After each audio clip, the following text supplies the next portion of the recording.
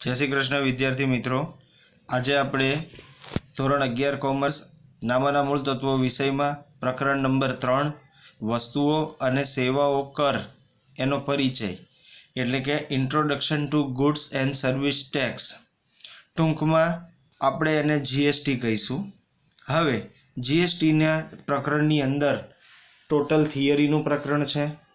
थोड़ू शांतिथी ध्यान राखीने समझशो तो आ एक ज विडियो लेक्चर में चेप्टर आवड़ी जशे। हवे विशेष नोंधनु एक खानु आपेलू छे, एमां एवुं कहे छे वस्तुओं अने सेवाओनो कर नो देश में तारीख 1/7/2017 थी अमल करवामां आवेल छे। एटले के भारत सरकारे 1/7/2017 थी जीएसटी नो अमल भारत में कर्यो। आ कायदेसरनी जरूरियात होवाथी ते अंगेनी प्रारंभिक सैद्धांतिक अने व्यावहारिक समजूती आपवामां आवेल छे। विद्यार्थीओने नामाना मूळ तत्वो विषय अंगेनी मूलभूत बाबतो सहेलीथी समजी शकाय ते माटे वसेक सिवायना व्यावहारिक उदाहरणों अने प्रश्न स्वाध्यायमां आपवामां आवेल छे। विद्यार्थीओनी कक्षा ध्यानमां राखीने फक्त आमनोंध अने पेटानोंधना प्रकरणमां ज जीएसटी सहितनी सैद्धांतिक अने व्यावहारिक समजूती आपवामां आवेल छे। तेना पर शिक्षण दरमियान विशेष भार आपीने शैक्षणिक कार्य करवानुं सूचन छे। हवे विद्यार्थी मित्रों, आ जे बाबत तमने अहींया लखेली छे ए बाबत एवुं कहेवा मांगे छे के आनी पछीनुं प्रकरण एटले प्रकरण नंबर 4 आमनोंध अने प्रकरण नंबर 5 पेटानोंध ए बे प्रकरणनी अंदर आ जीएसटी ना दाखला आवशे। बाकी एक पण प्रकरणमां जीएसटी ना दाखला आवशे नहीं। आगळ प्रस्तावनानी वात करीए तो देशनी आर्थिक जरूरियातने पहोंची वळवा माटे सरकार द्वारा वेराओ उघराववामां आवे छे। वेराओ एटले इंग्लिशमां आपणे एने टेक्स कहीए, बराबर। आ वेराओने मुख्य बे भागमां वहेंचवामां आवे छे।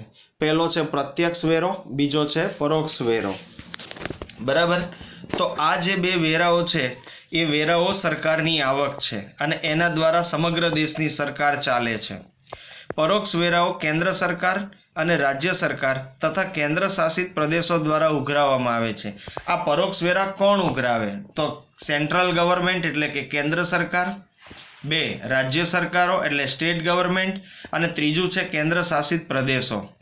भारतना संदर्भ में परोक्ष वेराओ विविध स्वरूपे वसूल करवामां आवता हता। जो आ जूનું वाक्य छे, तमे जो अहींया आवता हता एटले भूतकाळमां आ बधुं थतुं हतुं, बराबर। परोक्ष वेराओनी विविधता अने तेमनी कायदेसरनी जोगवाईओनी विविधताओने कारणे तेमना संचालનમાં सरकार, वेरा अधिकारीओ अने कर चूकवनाराओ माटे घणी समस्याओ उद्भवती हती। भूतकाळमां आ बधुं हतुं के परोक्ष वेरानी अंदर एटली बधी विविधता हती, बरोबर, के सरकारने संचालन करवामां वेरा अधिकारीओने, कर चूकवनाराओने घणी बधी समस्याओ ऊभी थती हती।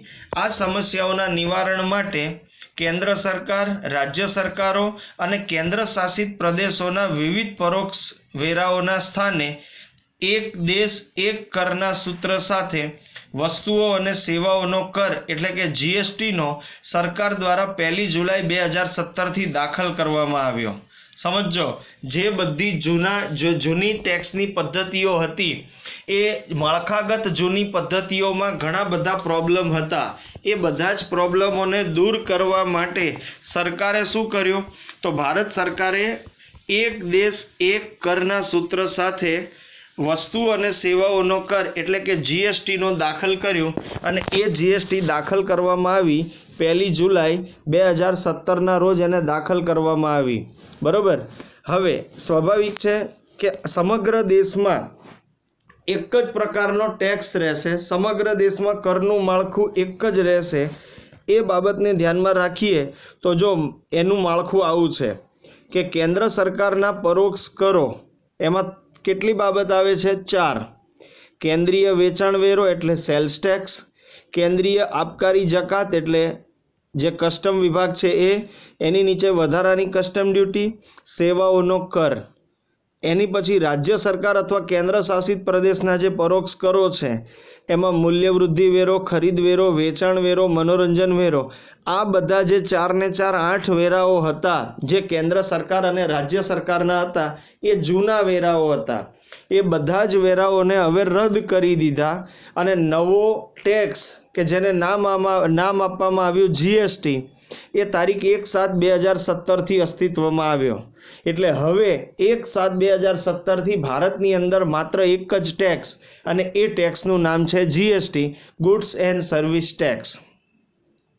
આગળ વાત કરીએ તો કેન્દ્ર, રાજ્ય અને કેન્દ્ર શાસિત પ્રદેશોના વસ્તુઓ અને સેવાઓના કરના સંદર્ભમાં વ્યવહારોમાં સામ્યતા અને ઉદ્દેશલક્ષી અમલીકરણ માટે 5 વસેક વેરાઓ કાયદા બનાવવામાં આવ્યા, જે નીચે મુજબ છે. જો સમગ્ર દેશમાં વસ્તુઓ અને સેવાઓનો જે કર છે, જીએસટીનો જે કર છે, એ સંદર્ભમાં વ્યવહારોમાં સામ્યતા આવે, એટલે કે સમગ્ર દેશની અંદર સમાનતા આવે, એવા ઉદ્દેશથી એની અમલીકરણ કરવા માટે સરકારે જે જીએસટીના કાયદા છે એવા 5 જુદા જુદા કાયદા બનાવ્યા. એ 5 કાયદાનો અભ્યાસ આપણે એક પછી એક કરતા જઈએ. પહેલો છે કેન્દ્રીય વસ્તુઓ અને સેવાઓનો કર કાયદો, જેને CGST કહેવાશે. આ કાયદામાં કેન્દ્રીય વસ્તુઓ અને સેવાઓની પૂર્તિના વ્યવહારો પર કરની જોગવાઈનો સમાવેશ કરવામાં આવે. એટલે સેન્ટ્રલ ગવર્મેન્ટ જે ટેક્સ લેવાની છે, સેન્ટ્રલ ગવર્મેન્ટનો મતલબ ખબર છે? દિલ્હીમાં જે સરકાર ચાલે છે આખા ભારતની, એ ભારત સરકાર જે ટેક્સ લેશે એ આમાં આવશે. પછી રાજ્ય વસ્તુઓ સેવાઓનો કર કાયદો SGST, સ્ટેટ જીએસટી. આ કાયદામાં જે તે રાજ્યના વસ્તુઓ અને સેવાઓની પૂર્તિના વ્યવહારો પરની કરની જોગવાઈઓનો સમાવેશ થાય છે. પછી કેન્દ્ર શાસિત પ્રદેશો, દાખલા તરીકે કેન્દ્ર શાસિત પ્રદેશ એટલે ગુજરાતની અંદર દીવ, દમણ, આ બધું, બરાબર. ભારતની અંદર આવા 7 કેન્દ્ર શાસિત પ્રદેશો છે. ત્યાં પણ જે કાયદો છે એ આ કાયદામાં જે તે કેન્દ્ર શાસિત પ્રદેશના વસ્તુઓ અને સેવાઓની પૂર્તિના વ્યવહારો પર કરની જોગવાઈ કરવામાં આવી, બરાબર. આગળ ચોથો કાયદો સંકલિત વસ્તુઓ અને સેવાઓનો કર એટલે IGST. આ કાયદામાં 2 રાજ્યો, કેન્દ્ર શાસિત પ્રદેશો વચ્ચેના જે વ્યવહારો છે એના માટેના કાયદાની વાત છે. એટલે દાખલા તરીકે ગુજરાતનો કોઈ વેપારી છે એ રાજસ્થાનના કોઈ વેપારીને માલ વેચે છે અથવા માલ ખરીદે છે, તો જે ટેક્સ ભરવાનો થાય એને IGST કહેવાશે. વસ્તુઓ, આગળ 5મો વસ્તુઓ અને સેવાઓનો કાયદો. આ કાયદા હેઠળ વસેકના અમલીકરણના કારણે જે રાજ્યોને વેરાકીય આવકમાં ઘટાડો થશે તેમને તે ઘટાડો ભરપાઈ કરી આપવાના અનુસંધાને છે, બરાબર. એટલે વિદ્યાર્થી મિત્રો, આ જે 5 કાયદા છે એ માત્ર તમારી જાણકારી માટે છે, પરીક્ષામાં એ પૂછાતા નથી, બરાબર. હવે વસેકનો અર્થ અને એના લક્ષણો. તો કેન્દ્ર સરકાર અને રાજ્ય સરકારોના વિવિધ પરોક્ષ કરવેરા રદ કરી વસ્તુઓ અને સેવાઓને એક જ કર હેઠળ આવરી લેવામાં આવ્યા છે, તેને વસ્તુઓ અને સેવાઓનો કર એટલે કે જીએસટી તરીકે ઓળખવામાં આવે. એટલે જે જૂના હતા, કેન્દ્ર સરકાર અને રાજ્ય સરકારના જે વિવિધ પરોક્ષ કરવેરા જૂના હતા એ બધા રદ કરી દીધા, બરાબર. અને એને રદ કરી, બરાબર, અને એક જ કાયદો લાવ્યા અને એક જ ટેક્સ લાવ્યા, એનું નામ જીએસટી. આગળનો મુદ્દો વસ્તુઓ અને સેવાઓની પૂર્તિ પર લાદવામાં આવતો કર એટલે વસ્તુઓ અને સેવાઓનો કર. ટૂંકમાં વસ્તુઓ અને સેવાઓની પૂર્તિ એટલે એની શું કહેવાય, ક્ષમતા, ખપત, બરાબર, જેને ટૂંકમાં જીએસટી તરીકે ઓળખવામાં આવે છે. એમાં કેટલા લક્ષણો છે? તો જીએસટીના લક્ષણો જો, પહેલું લક્ષણ એક જ કર, વસ્તુઓ અને સેવાઓને એક જ કર હેઠળ આવરી લેવામાં આવ્યા. 2, પૂર્તિ પર કરની વસૂલાત. વસ્તુઓના ઉત્પાદન અથવા વસ્તુઓના વેચાણ અથવા સેવાઓ પૂરી પાડવાના સ્થાને વસ્તુઓ અને સેવાઓની પૂર્તિ પર વસૂલ કરવામાં આવે છે. દાખલા તરીકે હું કોઈ જગ્યાએથી માલ ખરીદું છું તો એના પર મારે ટેક્સ આપવાનો, બરાબર. વેપારી જેની પાસેથી માલ ખરીદે છે એ એને ટેક્સ આપશે, એવી રીતે. આગળ વસેક કાઉન્સિલ. વસેકની તમામ કામગીરી એટલે જીએસટીની તમામ કામગીરી, વસેક એટલે વસ્તુ અને સેવાનું કાઉન્સિલ હેઠળ દ્વારા થાય છે. ભારત સરકારની અંદર એક ટેક્સનો વિભાગ છે જેને નામ આપવામાં આવ્યું છે જીએસટી કાઉન્સિલ. તો જીએસટી કાઉન્સિલમાં દરેક રાજ્યના પ્રતિનિધિત્વ ધરાવે છે અને તેના અધ્યક્ષ તરીકે કેન્દ્રના નાણામંત્રી કામગીરી બજાવે છે. હાલ ભારતની અંદર આ વસેક કાઉન્સિલ એ ભારતના નાણામંત્રી કોણ છે? નિર્મલા સીતારામન. એ મિનિસ્ટર અથવા એ વ્યક્તિ હાલ આ કાઉન્સિલ ચલાવે છે. વસેકના દર, ચોથો મુદ્દો, વસેકના દરની વસેક કાઉન્સિલ દ્વારા ભલામણ કરવામાં આવે છે. એટલે જે ટેક્સના દર છે, ટેક્સના કાયદાના જે છે એ કોણ નક્કી કરે છે? વસેક કાઉન્સિલ નક્કી કરે છે. પછી પાંચમો છે આયાત અને વસેક. વસ્તુઓ અને સેવાઓની આયાતને આંતરરાજ્ય પૂર્તિ તરીકે ધ્યાનમાં લેવામાં આવે. આંતરરાજ્ય પૂર્તિ એટલે એક રાજ્યમાંથી બીજા રાજ્યમાં પૂર્તિ કરવી. વસેક પરત જમા. ખરીદી વખતે ચૂકવેલ વસેક વેચાણ કરતી વખતે ચૂકવવા પાત્ર વસેકમાંથી બાદ મળે. એટલે એ એક બાબત સમજવા જેવી છે. દાખલા તરીકે હું કપડાનો વેપારી છું. હું જ્યાંથી પણ કપડાં ખરીદું છું એ વેપારીને હું જ્યારે માલ ખરીદું છું ત્યારે જીએસટી ટેક્સ સાથે આપું છું. એમ હું જ્યારે કોઈને કપડાનો માલ વેચું છું તો એ વ્યક્તિ પાસેથી હું જીએસટી લઉં છું. સમજાયું? એટલે એક બાજુ હું જીએસટી આપું છું, બીજી બાજુ હું જીએસટી શું કરું છું? વસૂલ કરું છું. એને વસેક પરત જમા જીએસટી તરીકે ઓળખવામાં આવે છે. આગળ 7 કરની વહેંચણી. તો કેન્દ્ર અને રાજ્યો વચ્ચે વસેકની વહેંચણી અંગેની યોગ્ય વ્યવસ્થા ઊભી કરવામાં આવેલી છે. જો યોગ્ય વ્યવસ્થા એટલે જે કંઈ પણ ટેક્સ ઉઘરાવવામાં આવે એમાં અમુક ભાગ રાજ્ય સરકારનો હોય, અમુક ભાગ કેન્દ્ર સરકારનો હોય. આગળ કર નિર્ધારણ. વસેકના દર વસ્તુ અને સેવાની જરૂરિયાતને ધ્યાનમાં રાખીને નક્કી કરવામાં આવેલા છે. જો પ્રાથમિક જરૂરિયાતની વસ્તુ હોય તો એના પર ઓછો ટેક્સ હોય, પણ મોજ શોખની વસ્તુઓ હોય એના પર ટેક્સ કેવો હશે? જાજો. બરાબર. આગળ પૂર્વ નિર્ધારિત કરનું માળખું. વસેકના વસ્તુઓ માટે અને સેવાઓ પર લાગુ પડતા દરનું પૂર્વ નિર્ધારિત માળખું આપવામાં આવેલું છે. એટલે નક્કી કરેલો દર જ છે, પહેલેથી નક્કી જ છે કે આ વસ્તુ પર આટલો દર લેવો એમ.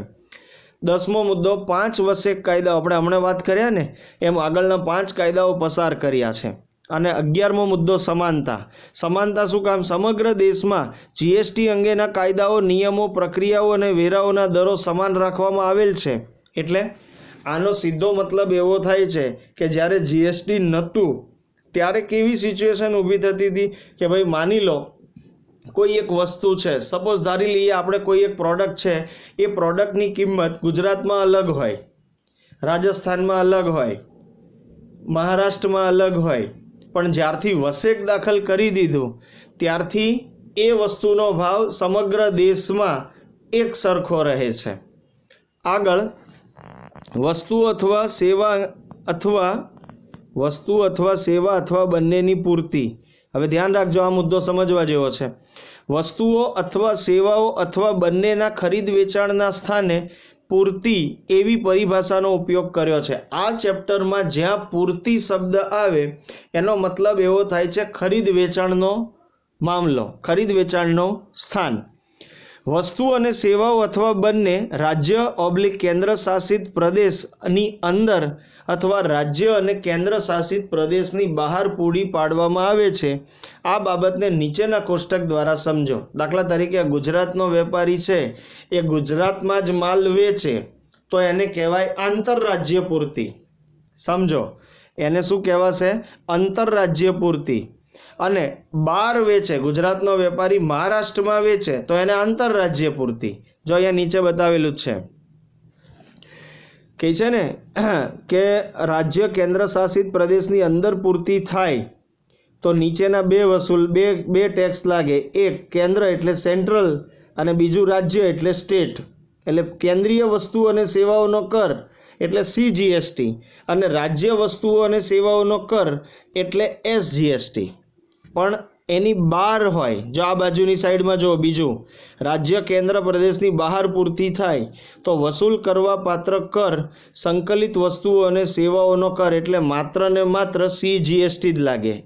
એની વિગતવાર ચર્ચા નીચે આપેલી છે. જો તરીકે મુદ્દો આપ્યો છે કે રાજ્ય કેન્દ્ર શાસિત પ્રદેશની અંદર પૂર્તિ. આ પ્રકારની પૂર્તિમાં વસ્તુઓ અને સેવાઓ અથવા બંને જે તે રાજ્ય અથવા જે તે કેન્દ્ર શાસિત પ્રદેશમાં પૂરી પાડવામાં આવે છે.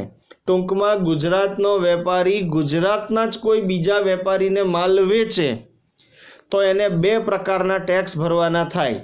કયા 2 પ્રકારના? તો નીચે કીધું છે. જો આ સંજોગોમાં 2 પ્રકારના કરો વસૂલ કરવામાં આવે છે. પહેલું, જો રાજ્ય હોય તો કેન્દ્રીય વસ્તુઓ અને સેવાઓનો કર, ટૂંકમાં એને CGST કહેવાય. અને બીજો છે રાજ્ય વસ્તુઓ અને સેવાઓનો કર, ટૂંકમાં SGST. એટલે એક ઉદાહરણ આપીને તમને સમજાવવાનો પ્રયત્ન કરું. દાખલા તરીકે હું સુરતનો કોઈ વેપારી છું, હું રાજકોટના કોઈ વેપારીને માલ વેચું છું, તો એ બિલની અંદર હું 2 પ્રકારના ટેક્સ લઈશ. એક CGST અને બીજો SGST. કેમ આવું?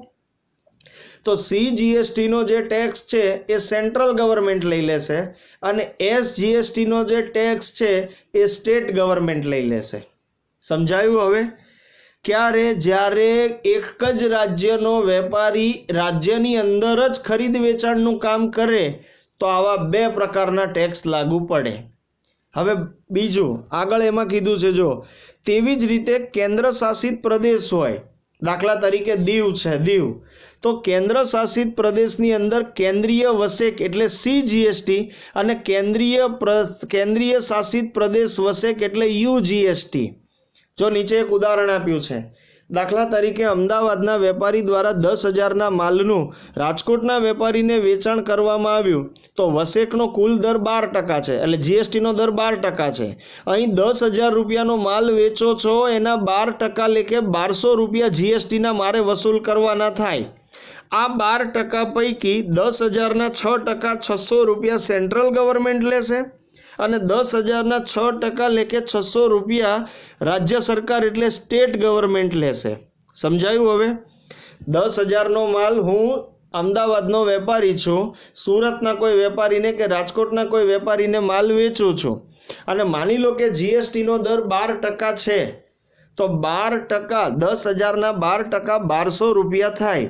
આ 1200 રૂપિયામાંથી અડધો ટેક્સ સેન્ટ્રલ ગવર્મેન્ટ લઈ જાય, જેને આપણે CGST કહીએ, અને અડધો 600 રૂપિયાનો ટેક્સ સ્ટેટ ગવર્મેન્ટ લઈ જાય, જેને SGST કહેવાય. આવું ક્યારે બને?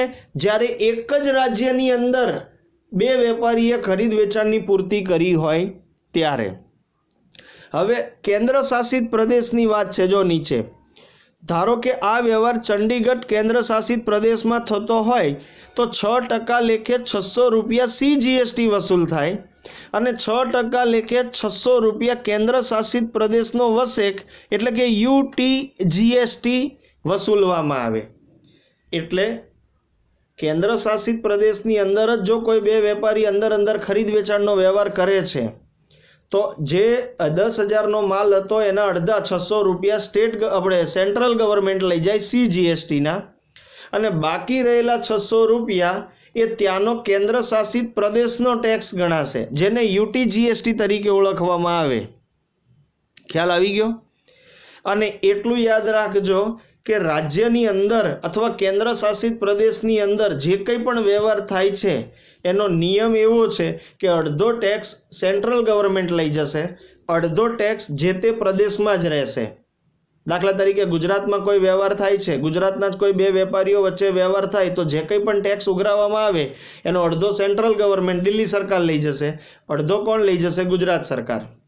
કેન્દ્ર શાસિત પ્રદેશની અંદર કોઈ વ્યવહાર થાય છે અને જે કંઈ પણ ટેક્સ બને છે તો એનો અડધો ટેક્સ કોણ લઈ જશે? દિલ્હી સરકાર.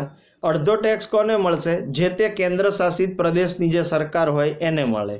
સમજાઈ ગયું?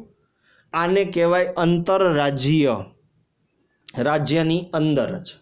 હવે રાજ્યની બહારની વાત એટલે બ નામનો મુદ્દો જુઓ.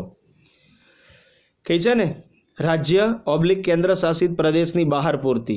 આ પ્રકારની પૂર્તિમાં વસ્તુઓ અને સેવાઓ અથવા બંનેની પૂર્તિ પોતાના રાજ્ય / કેન્દ્ર શાસિત બહાર પૂરી પાડવામાં આવે છે. આ સંજોગોમાં એક જ પ્રકારનો ટેક્સ લાગશે. જો કયો લાગશે? એક જ પ્રકારનો, જેને સંકલિત વસ્તુઓ અને સેવાઓનો કર તરીકે ટૂંકમાં એને IGST તરીકે ઓળખવામાં આવશે. ખ્યાલ આવી ગયો? જો રાજ્યની અંદર પૂર્તિ થાય તો બે ટેક્સ, એક સેન્ટ્રલ ગવર્મેન્ટનો CGST, એક સ્ટેટ ગવર્મેન્ટનો SGST. જો કેન્દ્ર શાસિત પ્રદેશની અંદર થાય તો બે ટેક્સ. કયા બે ટેક્સ? એક સેન્ટ્રલ ગવર્મેન્ટનો CGST, એક કેન્દ્ર શાસિત પ્રદેશનો UTGST.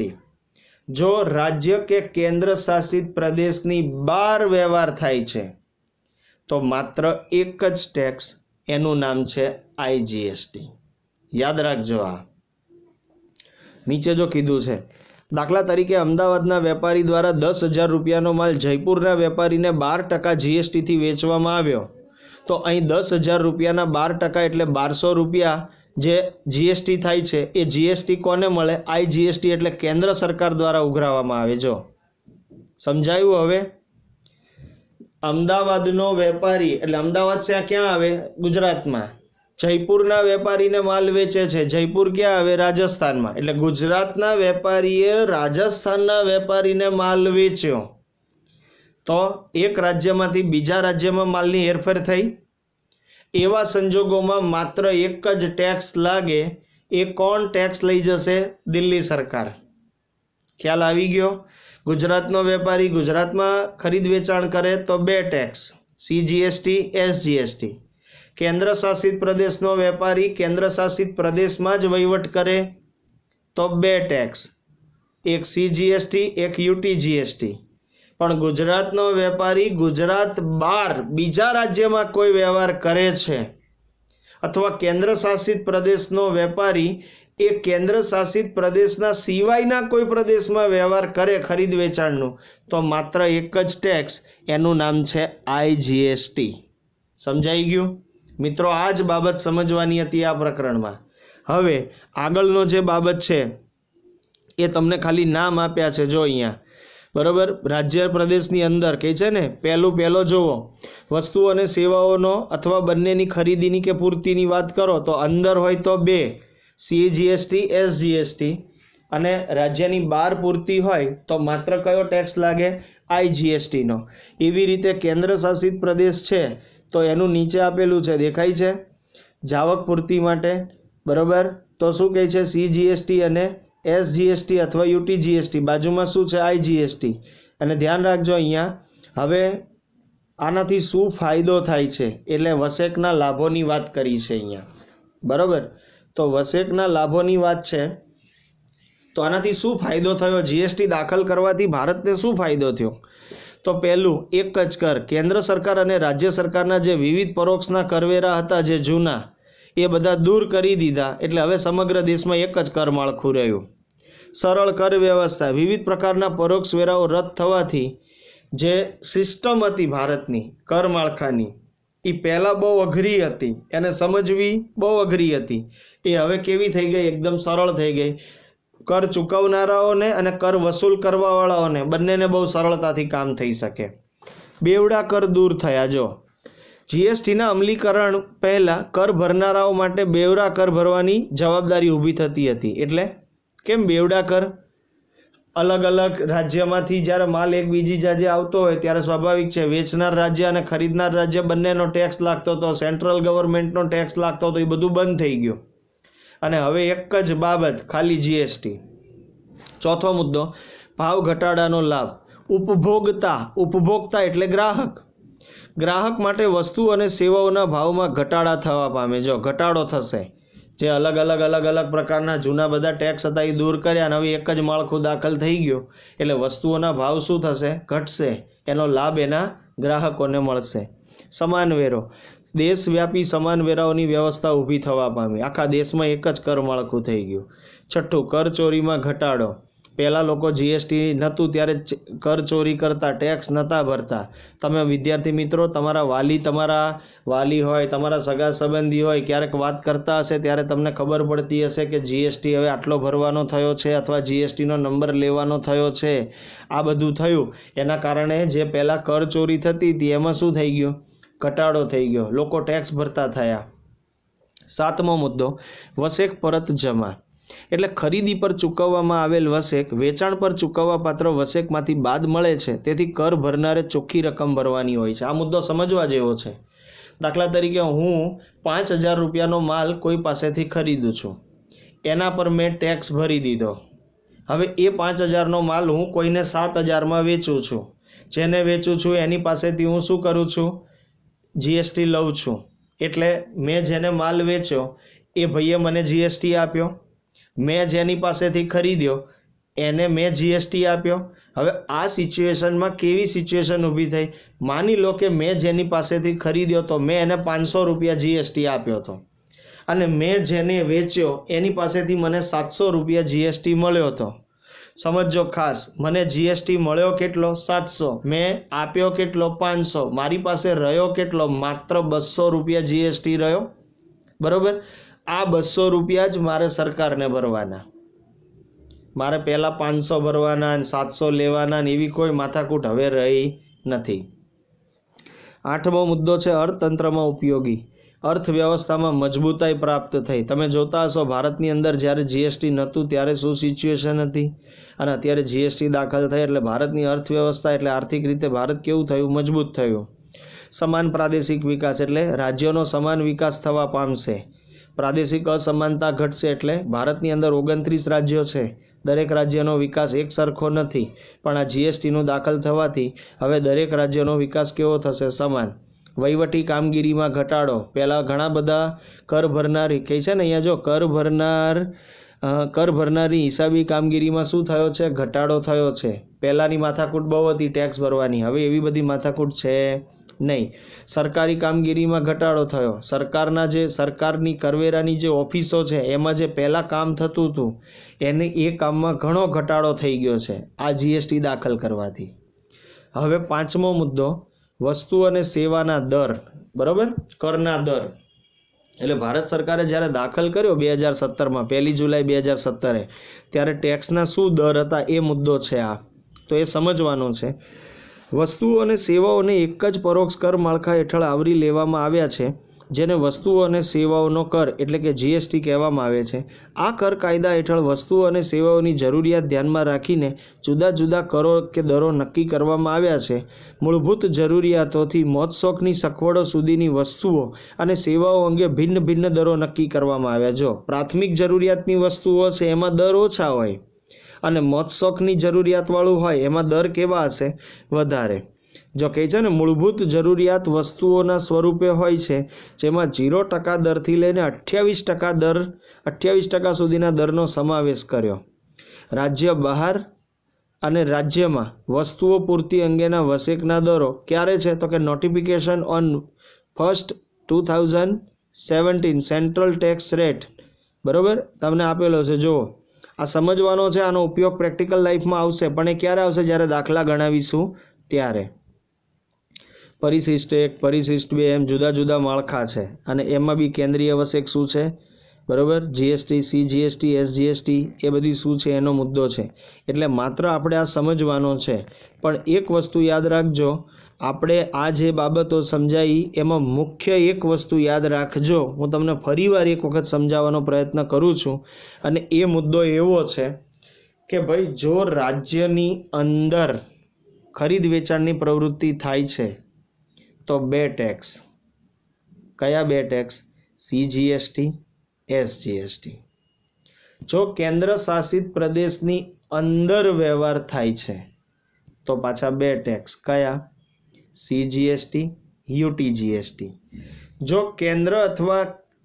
જો રાજ્ય અથવા કેન્દ્ર શાસિત પ્રદેશની બહાર વ્યવહાર થાય છે તો એક જ ટેક્સ અને એ છે આઈજીએસટી. મિત્રો, આ જે પ્રકરણ તમને સમજાયું છે એને શાંતિથી 2 વાર વાંચજો. પણ મેં જે છેલ્લે હમણાં તમને બાબત કીધી કે રાજ્યની અંદર હોય તો એસજીએસટી, સીજીએસટી, કેન્દ્ર શાસિતની અંદર હોય તો સીજીએસટી, યુટીજીએસટી અને રાજ્ય અને કેન્દ્ર શાસિત પ્રદેશની બહાર હોય તો આઈજીએસટી. આટલી બાબત મગજમાં રાખજો, બાકી મારી ઉપર છોડી દેજો બધું. બીજી એક વાત, જ્યારે પણ જીએસટીના દાખલા આપણે સમજાવીશું ત્યારે બહુ સમજપૂર્વક આપણે આ બધી બાબતોની ચર્ચા એ વખતે કરીશું, પણ મેં જે તમને છેલ્લે કીધી એ ફરીવાર યાદ રાખજો, એને મેક્સિમમ તૈયાર કરજો, એ વસ્તુને ભૂલતા નહીં, તો જ જીએસટી આવડશે. બીજી એક વાત કે તમારે તમારા ચોપડામાં સ્વાધ્યાયમાંથી વિભાગ 1 એટલે કે વિકલ્પોવાળો મુદ્દો અને બીજો જે છે એક વાક્યનો પ્રશ્ન, એ તમારે ખાલી આ 10 કે 12 13 પ્રશ્નો છે એ એટલે કે MCQ 6 અને પ્રશ્ન નંબર 2માં 13 પ્રશ્નો. પ્રશ્ન નંબર જે 3 છે એ મોટા પ્રશ્નો છે, એ પૂછાતા નથી, એ લખવાના નથી. પણ પ્રશ્ન નંબર 1 MCQ અને પ્રશ્ન નંબર 2 એક વાક્યનો જવાબ એ તમારી નોટમાં ચોપડીમાંથી શોધીને સારા અક્ષરે લખવાનો પ્રયત્ન કરજો. બરાબર, તો જ અને બને ત્યાં સુધી મેં જે બાબતો તમને સમજાવી છે એ બાબતોને મેક્સિમમ સમજવાનો પ્રયત્ન કરજો. અહીં તમારું પ્રકરણ નંબર 3 પૂરું થાય છે. બરાબર. મેં કીધું એમ ફરીવાર એક વસ્તુ ધ્યાનમાં રાખજો કે આ જે પ્રકરણ છે એ એવું કંઈ અઘરું પ્રકરણ નથી કે ન સમજાય. બરાબર. અને બહુ ઓછા દાખલા ચોપડીમાં એના આપેલા છે એટલે એમ કહેવાય ને કે કદાચ એવું લાગે કે આ બહુ અઘરું છે તો એ બહુ અઘરું ચેપ્ટર છે નહીં. અને થોડીક આગળના ચેપ્ટરની વાત કરું તો પ્રકરણ નંબર જે 2 ચલાવ્યું છે વ્યવહારોની દ્વિઅસર અને ખાતાના પ્રકારો, એમાં પણ મિત્રો કદાચ થોડીક ઓછી સમજણ પડશે કારણ કે મારો 20 વર્ષનો એવો અનુભવ છે કે એ જે પ્રકરણ છે એ વિદ્યાર્થી લાઈવ સામે સ્કૂલમાં બેઠા હોય અને સમજાવીએ છીએ તોય ઘણાને નથી ખબર પડતી. પણ આ વર્તમાન પરિસ્થિતિને ધ્યાનમાં રાખીને તમારી પાસે બધા વિડીયો લેક્ચર છે હિસ્ટ્રીમાં. બરાબર. બને તો આખું ચેપ્ટરને 2 વાર 3 વાર 5 વાર જેટલી વાર તમારી પાસે અનુકૂળ ટાઈમ હોય એટલી વાર ચેપ્ટર 2 ને તૈયાર કરજો. બાળકો તો જ તમને એકાઉન્ટ આવડશે. મારું કહેવાનો મતલબ એ છે કે એકાઉન્ટ ત્યારે જ સમજાશે જ્યારે પાયામાં તમારા મગજની અંદર પાયાના નિયમો અને મુદ્દાઓ સમજેલા હશો તો. એટલે બીજું ચેપ્ટર જેટલી વાર ફ્રી પડો જ્યારે બી ઈચ્છા પડે ત્યારે જોજો, સમજવાનો પ્રયત્ન કરજો. ત્રીજું ચેપ્ટર જે અત્યારે ચલાવ્યું છે એ ચેપ્ટરને પણ સમજવાનો પ્રયત્ન કરજો. અને મેં જે બાબત તમને કીધી અંદર હોય તો 2, બહાર હોય તો 1 ટેક્સ એ ધ્યાન રાખજો. બરાબર. જય શ્રી કૃષ્ણ વિદ્યાર્થી મિત્રો.